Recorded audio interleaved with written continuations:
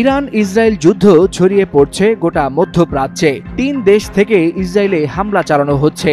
একই সাথে ৩ দিক থেকে ইসরায়েলের দিকে ধেয়ে আসছে মিসাইল, ড্রোন আর গোলাবারুদের ঝড়। এই মুহূর্তে যুদ্ধ যেন ইসরায়েলকে ঘিরে এক সর্বাত্মক আগুনে পরিণত হচ্ছে।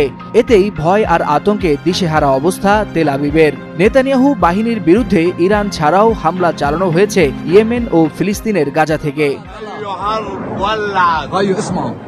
ইরানের বৃষ্টির মতো মিসাইল হামলার আতঙ্ক কাটতে না কাটতেই ইয়েমেনের বিদ্রোহীরা যুক্ত হয়েছে ইসরায়েলের বিরুদ্ধে সরাসরি হামলায়। সেই সঙ্গে গাজা উপত্যকাও চুপ করে বসে নেই। সেখান থেকেও একাধিক রকেট নিক্ষেপ করা হয়েছে ইসরায়েলের দক্ষিণাঞ্চলে। ইসরায়েলের প্রতিরক্ষা বাহিনী জানায়, ইয়েমেন থেকে ছোড়া একটি ব্যালিস্টিক মিসাইল তাদের আকাশ সীমায় ঢুকতেই জেরুজালেম ও পশ্চিম তীর জুড়ে বেজে ওঠে বিপদ সংকেত। মুহূর্তেই আতঙ্ক ছড়িয়ে পড়ে দেশ জুড়ে। তবে মিসাইলটি তাদের আকাশ সীমায় ঢুকতেই সেটি ভূপাতিত করার চেষ্টা করা হয়েছে। অন্যদিকে গাজা উপত্যকা থেকেও একযোগে বেশ কয়েকটি রকেট ছোড়া হয় ইসরায়েলের আশকেলন, সেদ্রত ও বেহেরশেবা অঞ্চলে।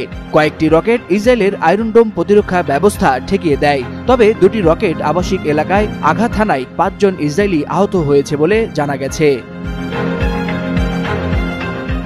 তবে উত্তেজনার কেন্দ্রে এখনও রয়েছে ইরান। শুক্রবার ভোর রাতে দেশটিতে অপারেশন রাইজিং লায়ন নামে আকস্মিক সামরিক অভিযান চালায় ইসরায়েল।